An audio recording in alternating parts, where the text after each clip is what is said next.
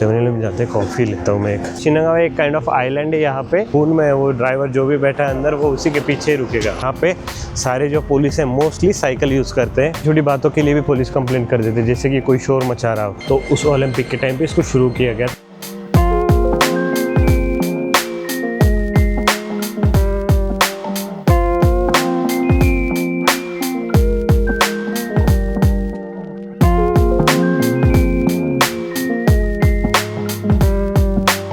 ये देखो अभी मैं आया हूँ शिनागावा में, और जैसे कि आप देख पा रहे हो शिनागावा एक काइंड ऑफ आइलैंड है। यहाँ पे ये एक नदी जा रही है और उसके आजू बाजू ये सारी आपको जो बड़ी बड़ी बिल्डिंग दिख रही है ना, ये सारे कॉर्पोरेट ऑफिसेस है। जो भी आपने बड़े बड़े नाम सुने होंगे ना, उनके मोस्ट ऑफ द कंपनीज़ के हेडक्वार्टर जो है यहाँ पे रहते हैं। मुझे जो पता है यहाँ सोनी हेडक्वार्टर एक पास में थोड़ा 5-10 मिनट पे इसी तरफ है, तो वो यहाँ पे और भी बाकी कंपनीज़ के होंगे। जैसे कि आप यहाँ पे देख पा रहे हो, यहाँ पे ये बोट भी एक क्रूज़ है एक, जो आप बुक कर सकते हो और उसमें बैठ के आप अपना एंजॉय कर सकते हो।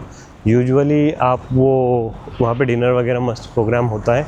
यहाँ से निकलेगी 5-6 घंटे जो भी है चलेगी, और एंड में कहीं मान लो आई डोंट थिंक ये कहाँ जा रही है, उदयवा जा सकती है, असाकुसा जा सकती है, या पता नहीं कहाँ जाएगी, लेकिन हाँ ऐसी चलती है सर्विसेज। ये बढ़िया रहता है। मोस्ट ऑफ द बहुत कंपनीज़ के मैंने देखे, उनके जो एनुअल डिनर होते हैं ना कंपनी के, वो ऐसी क्रूज़ में होते हैं। तो वो पूरा क्रूज़ बुक कर लेते हैं और उसमें फिर मस्ती मज़े चलते हैं उनकी। बोनेन का ही बोलते हैं उसको, यानी कि drinking party, year and drinking party. बढ़िया है। ये देखो कितना होराइज़न पे कितना बढ़िया लग रहा है यहाँ से ना। मेरे बस मतलब एज आँखों से देख रहा हूँ तो अच्छा लग रहा है। कैमरे में पता नहीं नाइट मोड में कितना दिख रहा है कितना नहीं।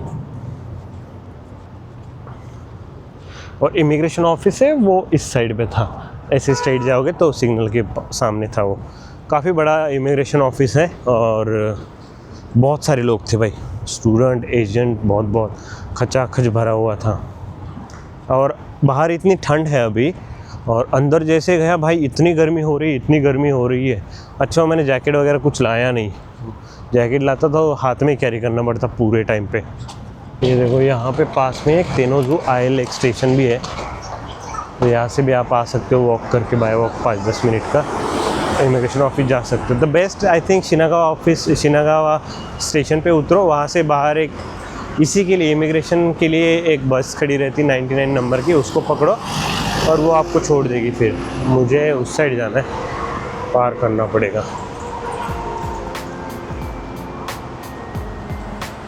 तो एक कॉर्पोरेट एरिया सारा अंदर जैसे एंटर करूँगा आपको थोड़ा फील आ जाएगा। चलो खुल गया सिग्नल।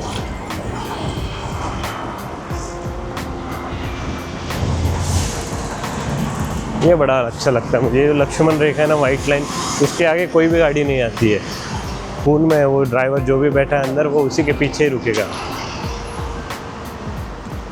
यहाँ पे जो सामने आपको रेड लाइट दिख रही है ना, ये कोबान होता है, कोबान बोलते हैं इसको जापानीज में, यानी कि पुलिस बॉक्स। जैसे कि आप यहाँ पे भी देख रहे हो, ये यहाँ से 2 लोग निकले पेट्रोलिंग के लिए जा रहे होंगे, और यहाँ पे आप देख के ये भी सरप्राइज हो रहेंगे भाई यहाँ के पुलिस साइकिल पे जा रहे हैं। तो जी हाँ दोस्तों, यहाँ पे सारे जो पुलिस हैं मोस्टली साइकिल यूज़ करते हैं, और जापान में ही एक्चुअली साइकिल का कल्चर बहुत ज़्यादा है। तो बेसिक पेट्रोलिंग वगैरह के लिए ये लोग साइकिल पे ही जाते हैं। एंड बाकी कार वगैरह भी होती है, 2 व्हीलर भी होती है, लेकिन जनरल पर्पस के लिए यही साइकिल पे आते हैं वो। छोटी बातों के लिए भी पुलिस कंप्लेंट कर देते हैं, जैसे कि कोई शोर मचा रहा हो, तो उस केस में भी आप पुलिस कंप्लेंट कर सकते हो नंबर डायल करके कि भाई मेरे बगल वाला शोर कर रहा है, टीवी का आवाज़ चल रहा है, या वो लोग झगड़ रहे, जो भी आप बता सकते हो। तुरंत ये साइकिल पे ऐसे एक बंदा आ जाएगा, आपका जो लोकल पुलिस बॉक्स पे जो भी होगा वो बंदा तुरंत आ जाएगा, और उसको जाके फिर मतलब केस वगैरह नहीं कराएगा, कोई कार्रवाई नहीं होगी, बट बेसिक जनरल एकदम हो जाके बस रिक्वेस्ट करेगा कि आपके वजह से डिस्टर्ब हो रहा है तो प्लीज़ थोड़ा वॉल्यूम नीचे रखो, ऐसा बेसिक बता देगा। अच्छे यहाँ के लोग। ये देखो यहाँ पे अभी क्रिसमस का इल्यूमिनेशन भी लगा हुआ, नॉट क्रिसमस बट विंटर का इल्यूमिनेशन यहाँ लगा हुआ है। एक कॉर्पोरेट एरिया है। मुझे बाहर से जाना था लेकिन मैं सोचा यहाँ अंदर आ जा, तो देखा फिर आ गए यहाँ पे। है कि नहीं सुंदर? यहाँ पे हर जगह पे ऐसे इल्यूमिनेशन वगैरह बने रहते हैं ना, बहुत यहाँ पे क्रेज़ है इस चीज़ का।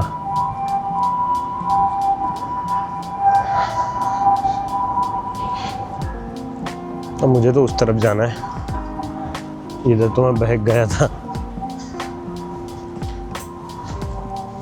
यहाँ पे दोपहर में इस सामने में कुछ कार्ट्स वगैरह खड़े रहते, फूड ट्रक्स वगैरह, तो वहाँ पे आप खाना वगैरह मतलब लंच ऑफिस वाले जो लोग हैं वो कर सकते हो। ये देखो सैलरी मैन बोलते हैं ऐसे, जो जापानी लोग जो होते हैं पूरा काला सूट वूट पहन के अपने हाथ में एक ब्रीफ केस लेके जाते, उनको सैलरी मैन बोलते हैं। जापान में बहुत कॉन्सेप्ट है यहाँ पे इस चीज़ का। आपको ट्रेन में सब ऐसे दिखेंगे ना, सूट में, ब्लैक सूट, वाइट शर्ट और हाथ में ऐसे ब्रीफ केस पूरा गेटअप के साथ। यहाँ पे मतलब ऐसे फॉर्मल कोई आपको पूछ नहीं करता कि भाई ऐसा ड्रेस पहन के आओ, लेकिन यहाँ का कल्चर कि अगर आप ऑफिस जा रहे हो तो लोग ऐसे बन के जाते हैं पूरा खुद से ही। बढ़िया कल्चर, अच्छा, मुझे भी अच्छा लगता है ऐसे ये लगाना। चलिए, तो यहाँ पे देख के आपको ज़्यादा समझ आएगा ना। ये देखो बिल्डिंग्स वगैरह सारी।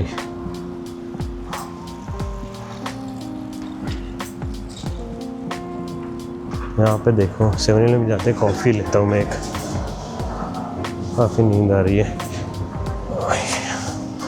सीमासेन होत्ता कोई रेगुलर दे ही तो से।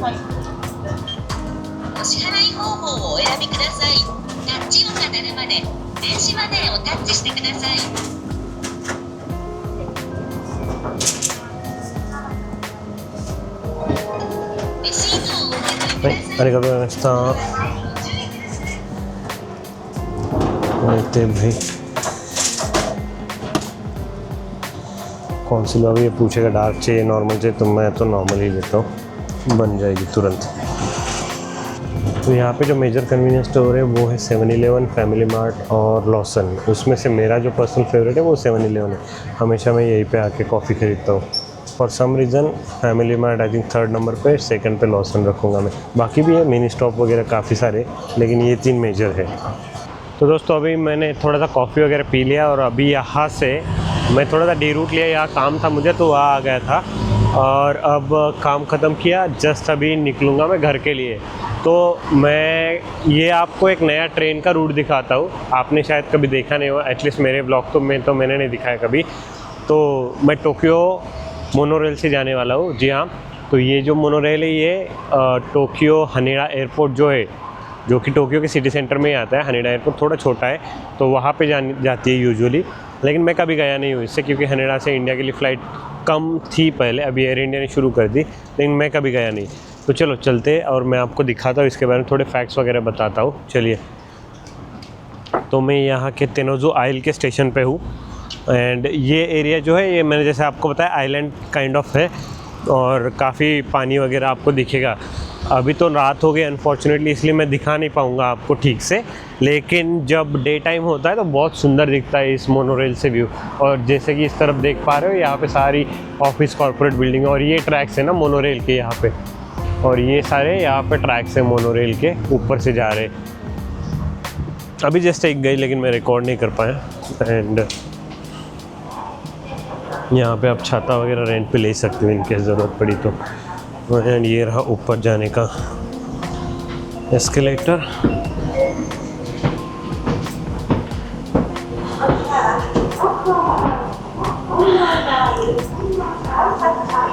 मुझे जाना है प्लेटफॉर्म का है, अच्छा प्लेटफॉर्म नंबर ही नहीं है, हमामात्सु चौक की तरफ जाने वाली ट्रेन लेनी है। तो अभी है ये 4 मिनट में है ना। आई थिंक मुझे एस्केलेटर लेके ऊपर से जाना है। यहाँ टैप कर देते एंड उस साइड जाना है मुझे तो क्रॉस करने के लिए। ये लिफ्ट है, लिफ्ट से होके उस साइड जाऊँ। हमें चाइनीज़ में अनाउंसमेंट हो रही है। चलिए, इसका सीन देखो, जैसे इस साइड से भी मैंने एंटर किया एंड ये ओपन इस साइड में होगी। तो एक बार क्या हुआ था ना, मैं नया था तब मैं इस साइड ऐसे खड़े होके खड़ा रहा कि भाई अब आएगी तब आएगी, और मैं लिफ्ट पहुंच भी गई और मेरे पीछे कुछ लोग थे वो निकल गए पीछे से, ये वाला दरवाज़ा खुल गया पीछे वाला, मुझे पता ही नहीं, मैं उधर ही वेट कर रहा दरवाज़ा खुलने का। यहाँ पे बहुत बार ऐसे होता है।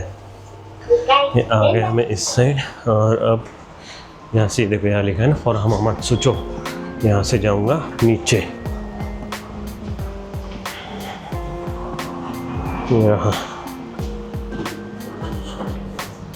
आ गए नीचे। यहाँ पे मुझे अभी 2 मिनट में आ रही है।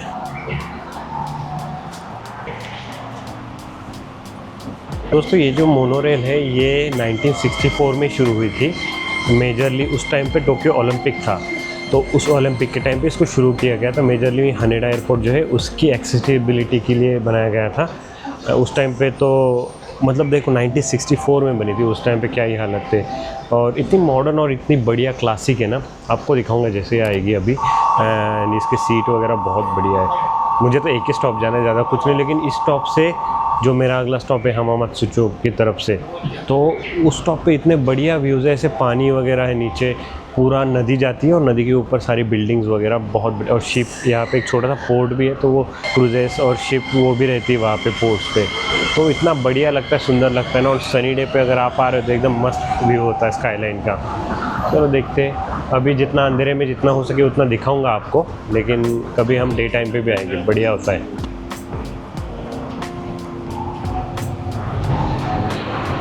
ये आ गए ना।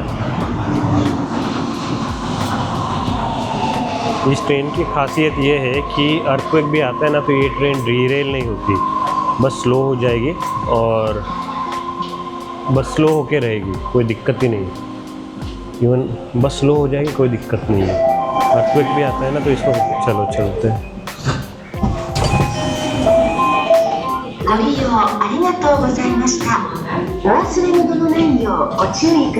ये देखो भाई कैसे भागे जा रहे सब लोग। अगर वो पहले डिब्बे में बैठता तो वहाँ पे ना पूरा स्काईलाइन का व्यू मिलता मुझे सारा। और एक्चुअली ये ट्रेन जो है ये एलिवेटेड ट्रैक्स पे चलती है ना, तो इसलिए अगर वहाँ पे आप फर्स्ट में बैठोगे ना, सारा आपको मान लो 3rd फ्लोर पे बैठे हो ऐसा व्यू मिलता है, बढ़िया रहता है। बस लोग कैसे भाग रहे हैं देखो भाई। मैं भी निकल लेता हूँ साइड से। लोगों की कनेक्टिंग ट्रेन रहती है ना, तो एक्सप्रेस वगैरह होती है, तो वो मिस नहीं होनी चाहिए, इसलिए भागते जाते हैं। तो मुझे अभी यहाँ से JR लाइन पकड़नी है ना, तो वो इस साइड है सारी, इससे ही चले जाता हूँ। कहाँ स्टेयर चढ़ लेता हूँ थोड़ी, मेरे इस साइड के हिंतोहुकु लाइन लेनी है मुझे। और अगले 2 मिनट में मेरी ट्रेन है, इसलिए थोड़ा सा भाग रहा हूँ मैं यहीं पे। चलो यहाँ से घुस लेते हैं। और यहाँ नीचे जाना है ना, 1 2 3 4।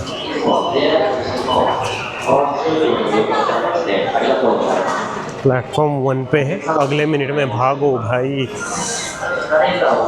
आ गई शायद और नहीं मिलेगी मुझे। सब लोग देखो कैसे लाइन में। अभी अरे भाई मिलेगी या नहीं? मिल जाएगी मिल जाएगी। चलो चलो चलो, आपको आज दिखा रहा हूँ मैं जापान का स्ट्रगल क्या होता है। अभी मैं और एक ट्रांसफ़र लेने वाला हूँ, तो यहाँ पे हर रोज़ लोग ऐसे करते हैं। इतना सब 1-1.5 घंटा इसी में चलता है उनका। तो मैंने पहली एक वो मोनोरेल ली, उसके बाद फिर एक JR लाइन की ट्रेन ली, वहाँ से अभी ट्रांसफ़र करके मैं एक और अभी टोक्यो मेट्रो की लाइन लूँगा। ये देखो लोग कैसे भाग दौड़ करते हुए दिखें। और अभी ऑफिस टाइम है ना, 7 साढ़े 7 हो गए, तो इसलिए बहुत सारे लोग अभी रश में ही दिखेंगे आपको। मॉर्निंग में तो 8 बजे तो अलग ही हालत है। मैंने ऑफिस का एक वीडियो रिकॉर्ड किया है, वो अगर इससे पहले डाला हो तो देख लेना। उसमें मैंने दिखाया कि ऑफिस का रश कैसे होता है सुबह। लिटरली लोग पुश करते रहते हैं। अगर वो इससे पहले डाला होगा ये वीडियो से पहले, तो मैं डिस्क्रिप्शन में लिंक डाल दूँगा। अभी यहाँ से मैं गिंजा लाइन लूँगा और उसके बाद मुझे और एक ट्रांसफ़र लेना है गिंजा लाइन से तोसाई लाइन पे, तो वो अलग ही कहानी। एक्चुअली यहाँ पे मेरा आना जाना होता नहीं है इस साइड कभी, तो इसलिए इतना मुझे ट्रबल नहीं। लेकिन मैं ये लिटरली करता था जब मैं 2020 में यहाँ पे आया था ना, उस टाइम पे ऐसे 4-5 ट्रांसफ़र लेके हर रोज़ 1.5 घंटा पागल हो जाता था मैं। क्रेज़ी यहाँ का जो डेली रूटीन है ना लोगों का, क्रेज़ी। आप देख रहे होंगे यहाँ पे मैंने जैसे बताया सैलरी मैन, सब लोगों के यहाँ पे आपको ब्लैक कपड़े ही दिखेंगे मोस्टली, दूसरे कलर ही नहीं है यहाँ पे। ब्लैक, नेवी ब्लू, ग्रे, यही तो 4 और बेज एक दिखेगा। एंड जो ऑफिस वाले लोग हैं वो तो सारे आपको ब्लैक सूट में दिखेंगे। ये देखो मेरे अगल बगल सारे चच्चा लोग उसी ड्रेस में।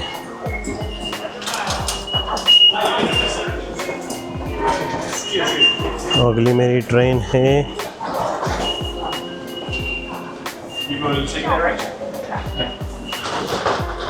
मैं जस्ट ट्रेन चेक कर रहा हूँ कि कितने बजे। हाँ, एक तो चली गई, अगले 2 मिनट में है दूसरी, और ये वाली है प्लेटफॉर्म 2 पे। कुछ ऐसे। और गूगल मैप काफ़ी रिलायबल होता है, इसमें टाइम, प्लेटफॉर्म सब कुछ दिया होता है। इवन आपको जहाँ जाना है डेस्टिनेशन पे, उसके लिए कौन सा बेस्ट ट्रेन का डब्बा है, जैसे यहाँ पे मुझे दिखा रहा है 6 नंबर का डब्बा, उसमें बैठोगे तो एग्ज़िट आपको पास आएगा। तो ये सारी चीज़ें लिखी रहती हैं। तो अगर आप जापान आ रहे हो तो मेक श्योर कि आप गूगल मैप ज़रूर फॉलो करो, और उसमें आपको इवन एग्ज़िट वगैरह सब कुछ दिया रहेगा। तो आपको बस उसे फॉलो करना है, आप पहुंच जाओगे अपनी जगह पे। इसके अकॉर्डिंग मुझे 6 नंबर के डब्बे में बैठना है, और हाँ, ये आ गया 6 नंबर का।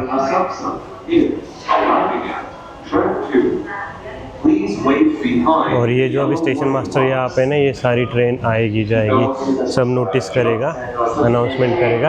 और इवन आप देखो, अभी मैं रिकॉर्ड करूँगा, वो सिग्नलिंग वगैरह करता है बहुत, मतलब सारे लोग बैठ गए नहीं बैठ गए ट्रेन में, वो सब बताता है।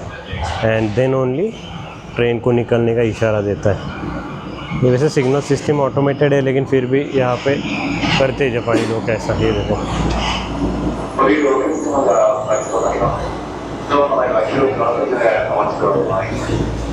भीड़ देखो भाई, किन देखो अभी हाथ वगैरह देगा। मुझे तो चढ़ना होगा, जितना हो सके मैं दिखाऊंगा आपको। पहले वो लोग उतरेंगे। वो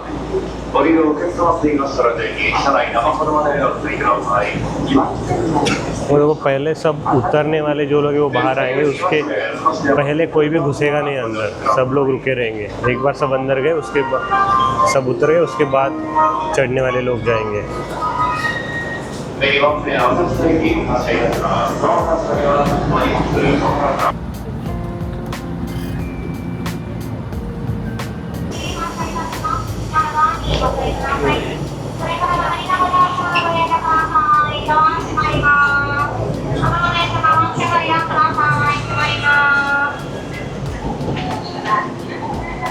ट्रांसफ़र ले लिया अभी यहाँ से। मेरी फाइनल जो ट्रेन है वो, उसमें 10-15 मिनट बैठना पड़ेगा। चेयर्स देखो भाई कितनी सारी है यहाँ पे।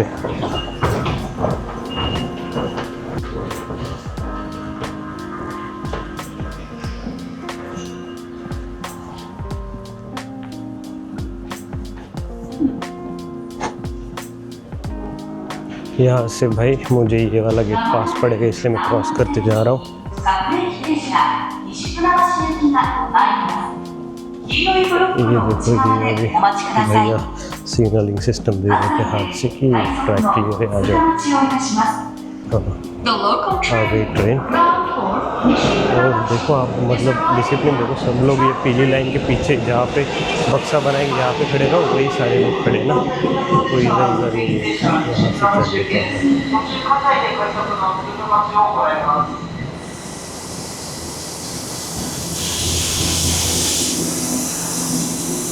8 बज गए, लेकिन अभी भी भीड़ तो हुई है सारी। ये देखो कलर, मैंने आपको बोला था ना, अलग कोई कलर नहीं, 3-4 कलर है, उसी में सब लोग खेलते हैं।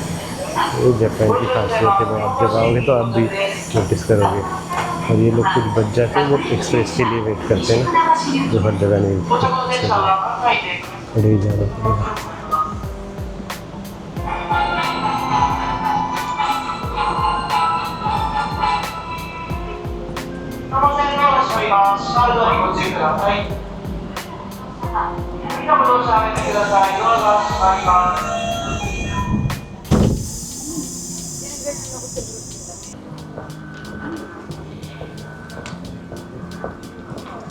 तो भाई फाइनली इतने सारे ट्रांसफ़र लेके पहुंच गया मैं अपने घर के स्टेशन में। आज 3 से 4 ट्रांसफ़र लिए होंगे मैंने। चलो कोई नहीं, इसी बहाने आपको भी दिखाया मैंने कि टोक्यो के रश आवर में कैसे होता है सीन, और कैसे लोग इतने मतलब अलग ही तरह की ये रहती ना। चलिए तो फिर ये वीडियो यहीं तक रखते हैं, मैं आपको मिलता हूँ अगले वीडियो में, तब तक के लिए बाय बाय।